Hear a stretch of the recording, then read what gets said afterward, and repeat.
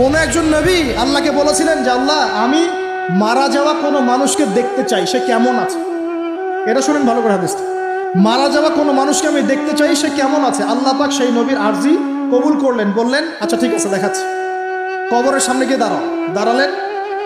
1000 বা 2000 বছর আগের কোনো ব্যক্তি যে মারা গেছে তাকে কবর থেকে চিন্তা করা, নবী দেখছেন এবং সে ভয় থরথর করে কাঁপছে, এখনো ভয় থরথর করে কাঁপছে।